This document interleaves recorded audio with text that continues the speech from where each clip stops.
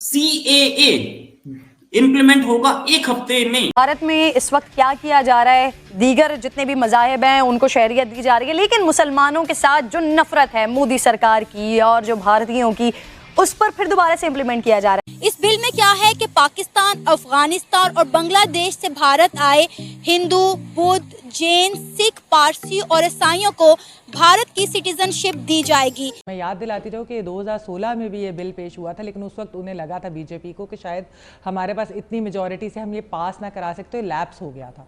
इस बार वो पास करा लेंगे, इसीलिए वो दोबारा है। लेकिन इस सिटीजनशिप से लाखों मुसलमानों को महरूम किया जा रहा है, यानी इस बिल में मुसलमानों के लिए कोई जगह नहीं है, चाहे उनका ताल्लुक पाकिस्तान से हो, अफगानिस्तान से हो या किसी भी मुल्क से हो। आज मैं समझता हूं कि पूरे हिंदुस्तान के मुसलमानों को भी ये मैसेज चला गया, दूसरी अकलीतों को भी मैसेज चला गया कि ये जो दहशतगर्द है मोदी, इसके होते हुए अब अमन नहीं हो सकता। इस बार जो मोदी सरकार जीत कर आई है वो किस चीज के ऊपर आई है? 1 पॉइंट एजेंडा के ऊपर जीत के आई। हिंदुत्व, हिंदू राष्ट्र, हिंदू सुप्रीमेसी।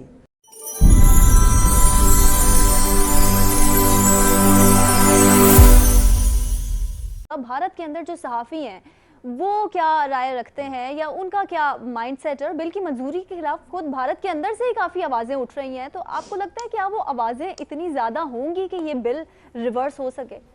देखिए, इसमें ऑप्शन तो मैं नहीं का लूँगी। आपने खुद अभी बताया कि लोकसभा में पास हो गया और राज्यसभा में भी ये पास हो जाएगा, क्योंकि बीजेपी के पास जितना इस वक्त मैंडेट है वो बड़ी आसानी से अपने एलाइज के साथ इसको पास करा सकते हैं। मैं याद दिलाती रहूँ कि 2016 में भी ये बिल पेश हुआ था, लेकिन उस वक्त उन्हें लगा था बीजेपी को कि शायद हमारे पास इतनी मेजॉरिटी से हम ये पास ना करा सकते, लैप्स हो गया था।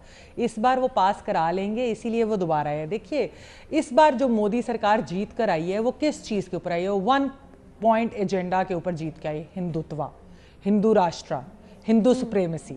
वो प्रज्ञा ठाकुर जो कि एक मालेगांव ब्लास्ट की प्राइम टेरर एक्यूज्ड है, जो कि गांधी के किलर को हीरो कहती है, वो बीजेपी की एमएलए है। उसको इलेक्ट करवा के वो लाए हैं, तो वो आप किस किस्म की बात कर रही हैं कि वो वापस ले लेंगे? देखिए, इंटरनेशनल प्रेशर पे तो तब अभी मैं आती हूँ, लेकिन डोमेस्टिक प्रेशर होगा तो वापस लाएंगे। आप बात कर रही हैं कि आवाज़ें उठ रही हैं, बिल्कुल जी आवाज़ें उठ रही हैं, लेकिन वहाँ की ऑपोजिशन बहुत वीक है। मतलब हमारी ऑपोजिशन तो बड़ी तगड़ी है, उधर की ऑपोजिशन तो बिल्कुल ना होने के बराबर है। उनका मीडिया बड़ा कंट्रोल्ड है, हमारे यहाँ मीडिया और वजह से होता है, लेकिन वहाँ एक बड़ा कॉर्पोरेट कंट्रोल है और गवर्नमेंट का होल्ड है मीडिया के ऊपर। तो वो अगर चंद लिबरल वॉइसेस बोल भी रही हैं तो वो एक्चुअली आम आवाम की जुबान नहीं बोल रही।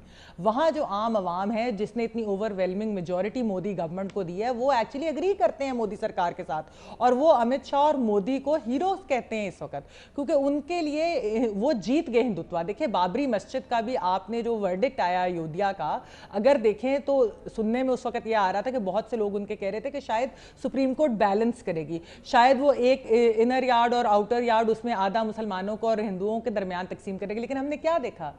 मंदिर वहीं बनेगा का नैरेटिव जीता, मोदी का नैरेटिव जीता, और वो सुप्रीम कोर्ट से जीता। तो इसलिए अभी भी मैं बताऊं, देखिए, अब जो आप इंटरनेशनल रिएक्शन की बात करिए कि कश्मीर के ऊपर भी रिएक्शन आया था, लेकिन देखिए, कश्मीर के ऊपर इस तरह का रिएक्शन इंटरनेशनल कम्युनिटी से नहीं आया था, वो आया था राइट्स ऑर्गेनाइजेशन से या इंटरनेशनल मीडिया से आया था, हुकूमतों से नहीं आया था। इस बार हम देख रहे हैं कि ये अमरीकी कमीशन की तरफ से आ रहा है, बड़े स्ट्रॉन्ग वर्ड्स हैं, और पहली बार एक्चुअली उन्होंने सैंक्शंस की बात की अमित शाह के ऊपर, और मोदी के बाद अमित शाह सबसे स्ट्रॉन्ग हैं इस हुकूमत के जो फर्द हैं। तो ये इसका रिएक्शन मुझे ये ज़रूर लगता है कि इंटरनेशनली इसका बैकलैश ज़्यादा होगा, बहुत ज़्यादा होगा। कश्मीर के मामले पे कोई बैकलैश नहीं हुआ, क्योंकि उन्होंने कहा ये इनका इंटरनल इशू है या बायलैटरल इशू है, कोई इस पर चूं चूं नहीं हुई।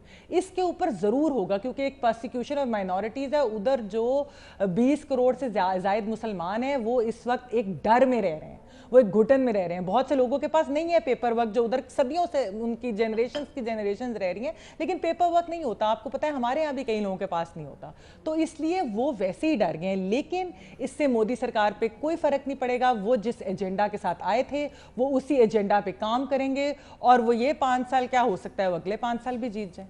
तो ये बहुत वाकई बहुत खौफनाक वक्त है इंडिया के लिए। लेकिन उनका जो सेक्युलरिज्म है या उनका जो एक इमेज है सॉफ्ट इंडिया, शाइनिंग इंडिया, वो तितर बितर हो गया। लेकिन उससे भी इंडियंस को कोई फर्क नहीं पड़ता, क्योंकि डोमेस्टिक प्रेशर 0 है।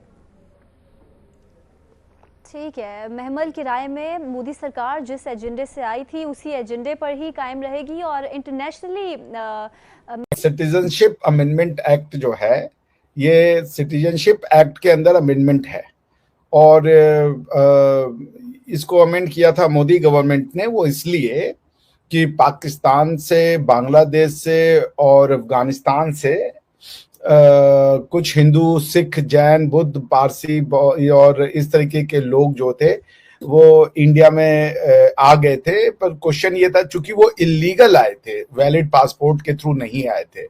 अब दो उसमें व्यवस्था है, कुछ लोग पासपोर्ट के थ्रू आए थे, वीजा एक्सपायर कर गया तो रुक गए, कुछ लोग इलीगली आ गए। तो ऐसे लोगों को जो सिटीजनशिप एक्ट पुराना वाला था उसमें ये व्यवस्था थी कि इनको वापस भेजा जाएगा, डिपोर्ट किया जाएगा या क्रिमिनल मुकदमे चलेंगे, इस तरीके का जो भी मतलब डिपेंडिंग ऑन की क्या सही एक्शन होगा वो किया जाएगा। सिटीजनशिप एक्ट अगर आप देखेंगी तो वो बेसिकली 3 तरीके से सिटीजनशिप देता है इंडिया में, ठीक है ना। यानी कि कोई एक जो कॉन्स्टिट्यूशन के अंदर जो प्रोविजन है उसके अलावा 3 तरीके हैं जो कि एक बंदा इंडिया में सिटीजनशिप पा सकता है। नंबर 1 है सिटीजनशिप बाय डिसेंट। डिसेंट मतलब कि मान लीजिए कोई आदमी है, वो बाहर इंडिया के पैदा हुआ है लेकिन उसके जो है 26 जनवरी 1950 से पहले और 10 दिसंबर 1992 के बाद अगर उसके पिताजी इंडिया के सिटीजन रहे हों, उनकी माताजी रहे हों, इस तरीके से कोई अगर हो तो उनको इंडियन सिटीजनशिप मिलेगी, प्रोवाइडेड वो इंडिया के बाहर उनका जन्म हुआ हो, ठीक है ना। दूसरा है सिटीजनशिप, तो ये हो गया सिटीजनशिप बाय डिसेंट, यानी कि वो बच्चा चूंकि किसी इंडियन पेरेंट्स का है, इंडियन पेरेंट को बिलोंग करता है, तो उसको उस पेरेंटहुड के आधार पर सिटीजनशिप मिल जाएगी, प्रोवाइडेड कि वो इंडिया से बाहर पैदा हुआ हो। सिटीजनशिप बाय रजिस्ट्रेशन, इसका ये मतलब होता है कि कोई अगर मतलब आप समझ लीजिए कि अगर कोई बंदा है वो इंडिया में आ गया एज एन इलीगल माइग्रेंट नहीं है वो, ठीक है ना, वो इंडिया में आ गया है मगर इलीगल माइग्रेंट नहीं है, वो अपना एप्लीकेशन दे करके वो सिटीजनशिप बाय रजिस्ट्रेशन ले सकता है, ठीक है ना। उसके लिए कैटेगरी है कि पर्सन ऑफ इंडियन ओरिजिन है जो कि बाहर रेजिडेंट है, या पर्सन ऑफ इंडियन ओरिजिन जो है वो अनडिवाइडेड इंडिया का हो। इस तरीके से कई क्राइटेरिया दिए गए हैं, ये लोग भी सिटीजनशिप पा सकते हैं। दूसरा है सिटीजनशिप बाय नेचुरलाइजेशन, ठीक है ना, वेयर एप्लीकेशन दे करके आप जो है वो चूंकि आप यहाँ रहे हो कई साल से और अब आप चाहते हो कि हम यही रहें तो आपको सिटीजनशिप दी जा सकती है।